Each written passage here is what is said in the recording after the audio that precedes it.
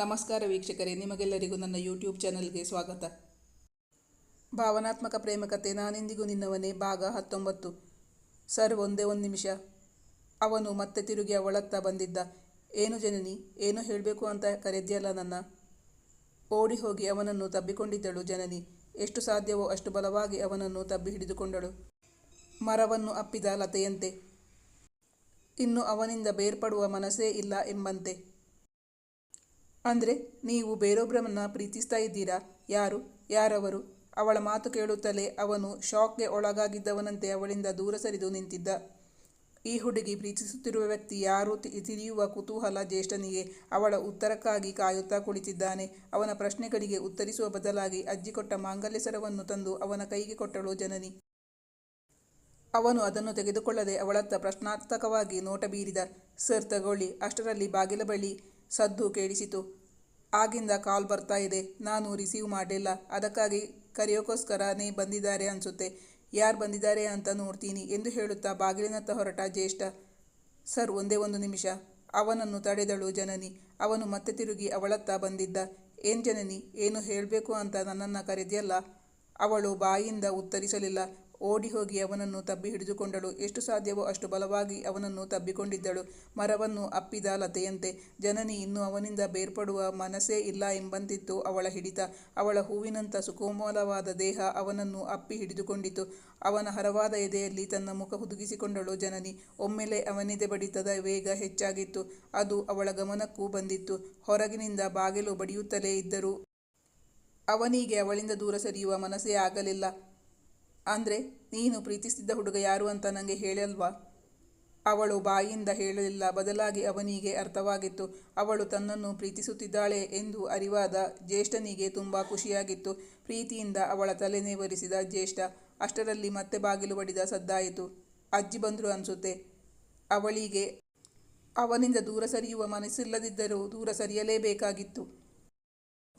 ಅವಳ ಮುಖವೀಗ ಕೆಂಪಾಗಿತ್ತು. ಜ್ಯೇಷ್ಠ ಹೋಗಿ ಬಾಗಿಲು ತೆಗೆದ. ಬಂದವರು ಯಾರು ಎಂದು ನೋಡುವ ಕುತೂಹಲ ಜನನಿಗೂ ಇತ್ತು. ಅವಳ ದೃಷ್ಟಿಯು ಬಾಗಿಲಿನತ್ತಲೇ ಇತ್ತು. ಅವನು ಬಾಗಿಲು ತೆಗೆದಾಗ ಜಲಜಾ ಅವರು ಮತ್ತು ಸಹನಾ ನಿಂತಿದ್ದರು. ಆಯ್ತಾ ನಿಮ್ಮಿಬ್ಬರ ಮಾತುಕತೆ? ಕೊನೆಗೂ ಏನು ಅಂತ ಡಿಸೈಡ್ ಮಾಡಿದೆ? ಅಲ್ಲಿ ತಾತ ನಿನ್ನನ್ನು ಬರೋಕೆ ಹೇಳ್ತಾ ಇದ್ದಾರೆ ಎಂದು ಹೇಳುತ್ತಾ ಒಳಗೆ ಬಂದರು ಜಲಜಾ. ಅವರು ಕೊಟ್ಟ ಮಾಂಗಲ್ಯ ಸರ ಜನನಿಯ ಕುತ್ತಿಗೆಯಲ್ಲಿ ಕಾಣಲಿಲ್ಲ. ತುಂಬ ನಿರಾಶೆಗೊಳಗಾದರು ಜಲಜಾ. ಮೊದಲ ಬಾರಿಗೆ ಪತಿಯನ್ನು ಎದುರು ಹಾಕಿಕೊಂಡು ಒಂದು ನಿರ್ಧಾರಕ್ಕೆ ಬಂದಿದ್ದರು. ಅದು ಈಗ ಸಾಧ್ಯವಾಗಲಿಲ್ಲ. ಅತೀವ ಬೇಸರದಿಂದಾಗಿ ಅವರ ಕಣ್ಣುಗಳು ತುಂಬಿ ಹರಿಯಲಾರಂಭಿಸಿದವು. ಸಹನಾ ಅವರು ತಾಯಿಯನ್ನು ಸಮಾಧಾನಪಡಿಸಿದರು.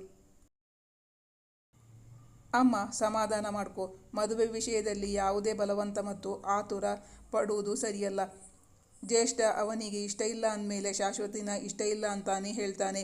ಈ ವಿಷಯದಲ್ಲಿ ಅಪ್ಪನ ಬಲವಂತ ನಡೆಯಲ್ಲ. ಅವನು ಈಗಿನ ಕಾಲದ ಹುಡುಗ, ನಮ್ಮ ಹಾಗಲ್ಲ.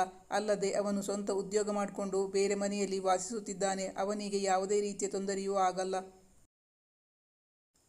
ಹೆಚ್ಚೆಂದ್ರೆ ಏನು? ಅಪ್ಪನ ಮುನಿಸು ಎದುರಿಸಬೇಕಾಗುತ್ತೆ. ಸರಿ ಹೋಗಿರೋ ಸಂಬಂಧ ಮತ್ತೆ ಕೆಡುತ್ತೆ ಅಷ್ಟೇ. ಅದು ಅವರಿಗೆ ಮೊದಲಿಂದಲೂ ಅಭ್ಯಾಸ ಇದೆ ತಾನೆ. ಇದು ಹೊಸತಲ್ಲವಲ್ಲ. ಅಣ್ಣನ ಸಂಸಾರವನ್ನು ತಂದೆ ದೂರವಿಟ್ಟ ವಿಷಯವನ್ನು ನೆನಪಿಸಿದರು ಸಹನಾ. ಆಗ ಅತ್ತಿದ್ದಳಲ್ಲ. ಜನನಿಯ ಕಣ್ಣುಗಳು ಇನ್ನೂ ಕೆಂಪಾಗಿತ್ತು. ಕಣ್ಣು ಮೂಗು ಕೆಂಪಾಗಿರುವ ಜನನಿಯನ್ನು ನೋಡಿ ಜಲಜಾ ಅವರು ಬೇರೆಯದೇ ನಿರ್ಣಯಕ್ಕೆ ಬಂದು ಬಿಟ್ಟಿದ್ದರು. ಮಗಳ ಮಾತಿನಿಂದ ಸಮಾಧಾನಗೊಳ್ಳಲಿಲ್ಲ ಜಲಜಾ. ನಿಮ್ಮಪ್ಪ ಅದೆಷ್ಟು ಚೆನ್ನಾಗಿ ಬಲೆ ಹೆಣೆದಿದ್ದಾರೆ ಅಂದರೆ ಮೊಮ್ಮಗನಿಗೆ ಆಸ್ತಿ ಕೊಡ್ತೀನಿ ಅಂತ ಹೇಳ್ಕೊಂಡು ಅವನನ್ನು ತನ್ನ ಕೈಯೊಳಗೆ ಹಿಡಿತದೊಳಗೆ ಇಟ್ಕೋಬೇಕು ಅಂತ ಯೋಚನೆ ಮಾಡ್ತಿದ್ದಾರೆ. ಶರದಿ ಮತ್ತು ಅವಳ ಗಂಡ ನಿಮ್ಮಪ್ಪನ ಬಿಸ್ನೆಸ್ ನೋಡಿಕೊಳ್ಳೋಕೆ ರೆಡಿ ಇಲ್ಲ. ಅವರು ಆಗಲೇ ದೂರ ಹೋಗಿ ಆಗಿದೆ. ನೀವಂತೂ ಅಮೆರಿಕಾದಿಂದ ಇಲ್ಲಿ ಬಂದು ಸೆಟ್ಲ್ ಆಗುವ ಪ್ರಶ್ನೆಯೇ ಇಲ್ವಲ್ಲ. ಉಳಿದಿರೋದು ಶಾಶ್ವತಿ ಮತ್ತು ಜ್ಯೇಷ್ಠ. ಶಾಶ್ವತಿ ಕೈಯಲ್ಲಿ ಬಿಸ್ನೆಸ್ ಕೊಟ್ಟರೆ ಒಂದೇ ವಾರದಲ್ಲಿ ಅವರ ವ್ಯವಹಾರವನ್ನು ಕ್ಲೋಸ್ ಮಾಡಬೇಕಾಗುತ್ತೆ ಅಂತ ನಿಮ್ಮಪ್ಪನಿಗೆ ಚೆನ್ನಾಗಿ ಗೊತ್ತಿದೆ. ಅದಕ್ಕಾಗಿ ಮೊಮ್ಮಗಳನ್ನು ಮೊಮ್ಮಗನಿಗೆ ಕೊಟ್ಟು ಅವನನ್ನು ಮನೆಗೆ ಕರೆಸಿಕೊಳ್ಳೋಕೆ ಪ್ರಯತ್ನ ಮಾಡ್ತಿರೋದು ನಿಮ್ಮಪ್ಪ. ಜ್ಯೇಷ್ಠ ಇದರಲ್ಲಿ ಸಿಕ್ಕಿ ಹಾಕಿಕೊಳ್ಳುವುದು ನನಗೆ ಇಷ್ಟ ಇಲ್ಲ. ಅದಕ್ಕಾಗಿ ನಾನು ಪ್ರಯತ್ನ ಪಡ್ತಾ ಇರೋದು. ಏನಾದರೂ ಒಂದ್ಸಲ ಈ ಹುಡುಗನಿಗೆ ಅರ್ಥ ಆಗೋ ಹಾಗೆ ವಿವರಿಸು. ನನ್ನ ಕೈಯಲ್ಲಂತೂ ಸಾಧ್ಯ ಆಗ್ತಾ ಇಲ್ಲ. ಕೊನೆಗೆ ನೊಂದು ನುಡಿದರು ಮಗಳ ಬಳಿ. ಅಜ್ಜಿ, ನೀವು ಅಳಬೇಡಿ. ನಿಮ್ಮ ಮೊಮ್ಮಗನ ಕೈಯಲ್ಲಿ ತಾಳಿ ಕಟ್ಟಿಸಿಕೊಳ್ಳೋಕೆ ನನ್ನ ಅಭ್ಯಂತರವೇನೂ ಇಲ್ಲ, ಜನನಿ ಅವರ ಬಳಿ ಹೇಳಿದಳು. ಅಷ್ಟರಲ್ಲಿ ಜ್ಯೇಷ್ಠ ಅವಳ ಬಳಿ ಕೇಳಿದ. ಮತ್ತೆ ನೀನು ಪ್ರೀತಿಸ್ತಿರೋ ಹುಡುಗ, ಅವನು ಇದಕ್ಕೆ ಅಡ್ಡಿ ಬಂದರೆ ಆಗೇನು ಮಾಡ್ತೀಯ? ರೇಗಿಸಿದ. ನಾನು ಪ್ರೀತಿಸ್ತಿರೋ ಹುಡುಗನ ಕೈಯಲ್ಲೇ ತಾಳಿ ಕಟ್ಟಿಸಿಕೊಳ್ಳುತ್ತಿರುವುದು, ನಾಚಿಕೊಂಡು ಹೇಳಿದಳು ಜನನಿ. ಇಲ್ಲ, ಜಲಜ ಅವರಿಗೆ ಈಗ ತುಂಬ ಸಂತೋಷವಾಗಿತ್ತು. ತಮ್ಮ ಕಿವಿಗಳನ್ನೇ ನಂಬದಾದರು. ರೂಮಿನ ಬಾಗಿಲು ಹಾಕಿಬಿಡು, ಮಗಳಿಗೆ ಹೇಳಿದರು ಜಲಜ. ಸಹನಾ ರೂಮಿನ ಬಾಗಿಲು ಹಾಕುತ್ತಿದ್ದಂತೆಯೇ ಶರದಿ ಬಂದು ಬಾಗಿಲು ಬಡಿದಿದ್ದಳು. ಈ ರೂಮಲ್ಲಿ ಯಾರ್ಯಾರಿದ್ದೀರಾ? ಅಜ್ಜಿಲಿದ್ದೀರಾ? ಆವಾಗಿಂದ ನಿಮ್ಮನ್ನು ಹುಡುಕ್ತಾ ಇದ್ದೀನಿ, ಎಲ್ಲೂ ಕಾಣಿಸ್ತಾ ಇಲ್ಲ. ಹುಷಾರಾಗಿದ್ದೀರಿ ತಾನೇ? ಜ್ಯೇಷ್ಠ ಎಲ್ಲಿದ್ದಾನೆ? ಅವನು ಕಾಣಿಸ್ತಾ ಇಲ್ಲ. ರೂಮಲ್ಲಿ ಬಾಗಿಲು ಹಾಕ್ಕೊಂಡು ನೀವೆಲ್ಲ ಏನು ಮಾಡ್ತಿದ್ದೀರಿ? ಈ ಕೂಡಲೇ ಬರಬೇಕಂತೆ. ತಾತ ನಿಮ್ಮನ್ನೆಲ್ಲ ಕರೀತಾ ಇದ್ದಾರೆ. ಅವಳಲ್ಲಿ ಕರೆಯುತ್ತಿದ್ದರೂ ಬಾಗಿಲು ತೆರೆಯಲಿಲ್ಲ. ಅಜ್ಜಿ ಮತ್ತು ಸೋದರತ್ತೆಯ ಮುಂದೆ ಜ್ಯೇಷ್ಠ ಜನನಿಯ ಕುತ್ತಿಗೆಗೆ ತಾಳಿ ಕಟ್ಟಿದ್ದ. ತಾಳಿ ಕಟ್ಟುವಾಗ ಅವನ ಒರಟು ಹಸ್ತದ ಸ್ಪರ್ಶವಾಗಿತ್ತು. ಒಮ್ಮೆಗೆ ಮೈಯಲ್ಲಿ ವಿದ್ಯುತ್ ಸಂಚಾರವಾದಂತಾಗಿತ್ತು ಜನನಿಗೆ. ಅವಳ ರೋಮ ನವಿರೆದ್ದಿತ್ತು. ಬಳಿಕ ಇಬ್ಬರು ಅಜ್ಜಿ ಮತ್ತು ಸೋದರತ್ತೆಗೆ ನಮಸ್ಕರಿಸಿದರು. 100 ವರ್ಷ ಕಾಲ ಸುಖವಾಗಿ ಬಾಳಿ ಎಂದು ಆಶೀರ್ವದಿಸಿದರು ಜಲಜ. ಅವರ ಸಂತೋಷಕ್ಕೆ ಈಗ ಪಾರವಿರಲಿಲ್ಲ. ರೂಮ್ನ ಒಳಗಿನಿಂದಲೇ ಸಹನಾ ದೊಡ್ಡದಾಗಿ ಹೇಳಿದರು, ನಾವೆಲ್ಲರೂ ಈಗ ಬರ್ತೀವಿ, ನೀನು ಹೋಗು. ತಾತಂಗೂ ಅದನ್ನೇ ಹೇಳು, ಶರದಿ ಹೇಳಿದಳು. ಸಹನಾ ಆಂಟಿ, ಜ್ಯೇಷ್ಠ ಅಲ್ಲಿದ್ದಾನ? ಅವನತ್ರ ಈ ಡ್ರೆಸ್ ಹಾಕೊಂಡು ಬರೋಕೆ ಹೇಳಿದ್ದಾರೆ ತಾತ. ಈ ಡ್ರೆಸ್ ಅವರಿಗೆ ಕೊಟ್ಬಿಟ್ಟು ಹೋಗ್ತೀನಿ. ಅಷ್ಟರಲ್ಲಿ ಇವರ ಕೆಲಸ ಮುಗಿದಿತ್ತು. ಸಹನಾ ಅವರು ಬಾಗಿಲು ತೆಗೆದು ಅವಳ ಕೈಯಿಂದ ಡ್ರೆಸ್ ಪಡೆದುಕೊಂಡರು. ಜ್ಯೇಷ್ಠನಿಗೆ ಆ ಬಟ್ಟೆ ಹಾಕುವ ಮನಸ್ಸಿರಲಿಲ್ಲ. ಜಲಜ ಅದನ್ನು ತಮ್ಮ ರೂಮಲ್ಲಿ ಇಟ್ಟುಕೊಂಡರು. ಅಜ್ಜಿ, ಸಿಲೆಕ್ಷನ್ ತುಂಬ ಚೆನ್ನಾಗಿದೆ. ನನಗೆ ಇಷ್ಟು ಮುದ್ದಾಗಿರುವ ಹುಡುಗಿಯನ್ನು ಹುಡುಕಿಕೊಟ್ಟಿದ್ದಕ್ಕೆ ನಿಮಗೇನು ಕೊಡಲಿ? ಅಜ್ಜಿಯನ್ನು ಮೃದುವಾಗಿ ಅಪ್ಪೆ ಹಿಡಿದುಕೊಳ್ಳುತ್ತಾ ಹೇಳಿದ ಜ್ಯೇಷ್ಠ. ಅವನ ಕಣ್ಣುಗಳಲ್ಲಿ ತುಂಟತನವಿತ್ತು. ನನಗೆ ಏನು ಬೇಕು ಅಂತ ಕೇಳಿದರೆ ಕೊಡ್ತೀಯಾ? ಅದೆಲ್ಲ ಆಮೇಲೆ ನಿಧಾನವಾಗಿ ಕೇಳ್ತೀನಿ. ಆಗ ನೀನು ಇಲ್ಲ ಅಂತ ಹೇಳಬಾರ್ದು. ಆದರೆ ಈಗ ಅದಕ್ಕೆಲ್ಲ ಟೈಮ್ ಇಲ್ಲ. ಈ ವಿಚಾರ ಗೊತ್ತಾಗುತ್ತಿದ್ದಂತೆ ನಿಮ್ಮ ತಾತ ರೌದ್ರಾವತಾರ ತಾಳ್ತಾರೆ. ಅವರನ್ನು ಎದುರಿಸೋಕೆ ನಾನೀಗ ತಯಾರಾಗಬೇಕು.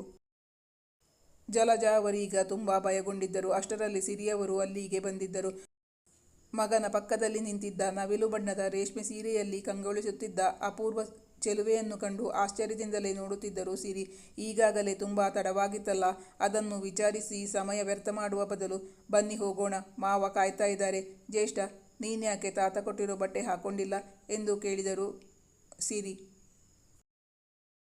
ನನಗೆ ಈಗ ಹಾಕಿಕೊಂಡಿರೋ ಬಟ್ಟೆನೇ ಚೆನ್ನಾಗಿದೆಯಮ್ಮ, ಚೇಂಜ್ ಮಾಡೋಕೆ ಮನಸ್ಸಿಲ್ಲ. ಈಗಾಗಲೇ ಲೇಟ್ ಆಯ್ತಲ್ಲ, ನಾವೀಗ ತಾತ ಇರೋ ಅಲ್ಲಿಗೆ ಹೋಗೋಣ. ಅವಳು ಮುಂದೆ ತಮ್ಮ ಸೊಸೆಯಾಗುವವಳು ಎಂದು ಊಹೆ ಕೂಡ ಮಾಡಲು ಸಾಧ್ಯವಾಗಿರಲಿಲ್ಲ ಸಿರಿಯವರಿಂದ. ಎಲ್ಲರೂ ಇವರ ಬರುವಿಕೆಯನ್ನೇ ಕಾಯುತ್ತಿದ್ದರು. ಮೊಮ್ಮಗ ತಾವಿತ್ತ ಉಡುಪು ಧರಿಸದ್ದನ್ನು ಕಂಡು ಚಿದಂಬರಂ ಅವರಿಗೆ ಅಸಮಾಧಾನವಾಗಿತ್ತು. ಮಾತ್ರವಲ್ಲ, ಮೊಮ್ಮಗನ ಪಕ್ಕದಲ್ಲಿ ಅಪೂರ್ವ ಚೆಲುವೆಯೊಬ್ಬಳು ಅವನ ಜೊತೆಯಾಗಿ ಬರುತ್ತಿರುವುದನ್ನು ಕಂಡು ತಮ್ಮ ಮೊಮ್ಮಗ ಆ ಹುಡುಗಿಯನ್ನು ಪ್ರೀತಿಸುತ್ತಿದ್ದಾನಾ? ಸಂಶಯವಾಯಿತು ಚಿದಂಬರಂ ಅವರಿಗೆ. ಮೊಮ್ಮಗನ ಕೈ ಅವಳ ಸೊಂಟವನ್ನು ಬಳಸಿದುದನ್ನು ಕಂಡು ಅವರಿಗೆ ಸಿಟ್ಟು ಉಕ್ಕಿ ಬಂದಿತ್ತು. ಆ ಹುಡುಗಿಯ ಕತ್ತಿನಲ್ಲಿ ಮಾಂಗಲ್ಯ ಸರವನ್ನು ಕಂಡಾಗ ಅವರಿಗೆ ಮತ್ತೂ ಆಶ್ಚರ್ಯವಾಗಿತ್ತು. ಆದರೂ ತೋರಗೊಡದೆ, ಜ್ಯೇಷ್ಠ, ನೀನಿನ್ನೂ ತಯಾರಾಗಿಲ್ವಾ? ಬೇಗ ಬಟ್ಟೆ ಬದಲಾಯಿಸಿಕೊಂಡು ಬಾ ಎಂದು ಹೇಳಿದರು ಮೊಮ್ಮಗನ ಬಳಿ. ತಾತ, ನಾನು ಮೊದಲು ನಿಮಗೆ ಒಂದು ವಿಷಯ ಹೇಳಬೇಕು. ನಾನು ನಿಮ್ಮಿಂದ ನನ್ನ ಮದುವೆ ವಿಷಯವನ್ನು ಮುಚ್ಚಿಟ್ಟಿದ್ದೆ. ಅದಕ್ಕಾಗಿ ದಯವಿಟ್ಟು ಕ್ಷಮೆ ಇರಲಿ. ಇವಳು ನನ್ನ ಹೆಂಡತಿ ಜನನಿ ಎಂದು ಪರಿಚಯಿಸಿದ ಅವರಿಗೆ. ಬಳಿಕ ಇಬ್ಬರು ತಾತನಿಗೆ ನಮಸ್ಕರಿಸಿದರು. ಅವರಿಗೀಗ ಆಶೀರ್ವಾದ ಮಾಡದೆ ಬೇರೆ ವಿಧಿಯಿರಲಿಲ್ಲ. ಅವರ ಮುಖದಲ್ಲಿದ್ದ ನಿರಾಶೆಯನ್ನು ಗುರುತಿಸಿಕೊಂಡಿದ್ದರು ಜಲಜ. ಇದೆಲ್ಲ ತಮ್ಮ ಪತ್ನಿ ನಡೆಸಿದ ಕಿತಾಪತಿ ಎಂದು ಚಿದಂಬರಂ ಅವರಿಗೆ ಅರ್ಥವಾಗಿತ್ತು. ತಾನು ಯಾಕಾದರೂ ಈ ವಿಷಯವನ್ನು ಮೊದಲೇ ಪತ್ನಿಗೆ ತಿಳಿಸಿದೆನೋ ಎನಿಸಿದ ಕ್ಷಣವಾಗಿತ್ತು ಚಿದಂಬರಂ ಅವರಿಗೆ. ಎಂದೂ ತಮಗೆ ಎದುರಾಡದ ಪತ್ನಿ ಈ ರೀತಿ ಮಾಡುತ್ತಾಳೆ ಎಂದು ಅವರು ಕನಸು ಮನಸ್ಸಿನಲ್ಲೂ ಊಹಿಸಿರಲಿಲ್ಲ. ಜಲಜ ಅವರಿಗೆ ಆಗ ಇದ್ದ ಧೈರ್ಯ ಈಗ ಇರಲಿಲ್ಲ. ತಾವು ಮಾಡಿದ ತಯಾರಿಯೆಲ್ಲ ವ್ಯರ್ಥವಾಯಿತು. ಅವರಿಗೀಗ ಪತ್ನಿಯ ಮೇಲೆ ಅಸಾಧ್ಯವಾದ ಸಿಟ್ಟು ಉಕ್ಕಿ ಬಂದಿತ್ತು. ಆದರೆ ಎಲ್ಲರ ಮುಂದೆ ತಮ್ಮ ಅಸಮಾಧಾನವನ್ನು ಪ್ರದರ್ಶಿಸಲು ಹೋಗಲಿಲ್ಲ ಚಿದಂಬರಂ. ಅಂದು ತುಂಬ ವಿಜೃಂಭಣೆಯಿಂದಲೇ ಬರ್ತ್ಡೇ ಆಚರಿಸಲಾಗಿತ್ತು. ಅಂದು ರಾತ್ರಿ ಜನನಿಯನ್ನು ಅವಳ ಮನೆ ತಲುಪಿಸಲು ಜ್ಯೇಷ್ಠನೇ ಬಂದಿದ್ದ. ಜಾನು, ನೀನು ನಾಳೆಯಿಂದ ಆಫೀಸ್ಗೆ ಬಾ. ನಿನ್ನ ಹತ್ರ ತುಂಬ ಮಾತಾಡೋದಿದೆ. ಅಜ್ಜಿ ಹೇಳಿದಂಗೆ ಮಾಡಿಯಾಯಿತು. ಇನ್ನು ನಾವು ಏನೇನು ಎದುರಿಸಬೇಕು ಅಂತ ಗೊತ್ತಿಲ್ಲ. ತಾತ ಈಗ ಬೂದಿ ಮುಚ್ಚಿದ ಕೆಂಡದ ಹಾಗೆ ಇದ್ದಾರೆ. ಅವರ ಮುಂದಿನ ನಡೆಯೇನು ಅಂತ ನಮಗೆ ಗೊತ್ತಿಲ್ಲ. ಇಂದಂತೂ ಅವರು ತೀವ್ರ ನಿರಾಸೆಗೆ ಒಳಗಾಗಿದ್ದಾರೆ. ಅದನ್ನು ಯಾವ ರೀತಿ ವ್ಯಕ್ತಪಡಿಸ್ತಾರೆ ಅಂತ ನೋಡಬೇಕು. ನೀನಂತೂ ತುಂಬ ಕೇರ್ಫುಲ್ ಆಗಿರಬೇಕು. ನಾನು ಇವತ್ತು ರಾತ್ರಿಯೇ ಅಮ್ಮನ ಹತ್ರ ಮಾತಾಡ್ತೀನಿ. ಯಾವುದೇ ಕಾರಣಕ್ಕೂ ನೀನು ಭಯಪಡುವ ಅವಶ್ಯಕತೆ ಇಲ್ಲ. ನಿನ್ನ ಜೊತೆ ನಾನಿರ್ತೀನಿ. ಜನನಿಗೆ ಧೈರ್ಯ ತುಂಬಿದ್ದ ಜ್ಯೇಷ್ಠ. ಅವನು ತಾತನ ಬಳಿ ಅವಳನ್ನು ಈಗಾಗಲೇ ಮದುವೆಯಾಗಿದ್ದೇನೆ ಎಂದು ಹೇಳಿದ್ದ. ಆದರೆ ಅದು ಮದುವೆ ಅಲ್ಲವಲ್ಲ. ಅಲ್ಲಿ ಅಜ್ಜಿಯ ಪರಿಸ್ಥಿತಿ ಹೇಗಿದೆಯೋ ಅವನ ಮನಸ್ಸು ಯೋಚಿಸುತ್ತಿತ್ತು. ತಮ್ಮ ಮುಂದಿನ ಜೀವನ ಹೂವಿನ ಹಾಸಿಗೆಯಂತೂ ಖಂಡಿತ ಅಲ್ಲ ಎಂದು ಜನನಿಗೂ ಗೊತ್ತಿತ್ತು. ಜ್ಯೇಷ್ಠನ ಮುಖದಲ್ಲಿದ್ದ ಚಿಂತೆಯ ಕಾರ್ಮೋಡ ಅವಳು ಗಮನಿಸಿದ್ದಳು. ಈ ಕಥೆಯ ಮುಂದಿನ ಭಾಗ ಮುಂದಿನ ಸಂಚಿಕೆಯಲ್ಲಿ ಮುಂದುವರಿಯುವುದು. ವೀಕ್ಷಕರೇ, ನಿಮ್ಮ ಅನಿಸಿಕೆ ಅಭಿಪ್ರಾಯವನ್ನು ಕಮೆಂಟ್ ಮಾಡಿ ತಿಳಿಸಿ. Thank you for watching.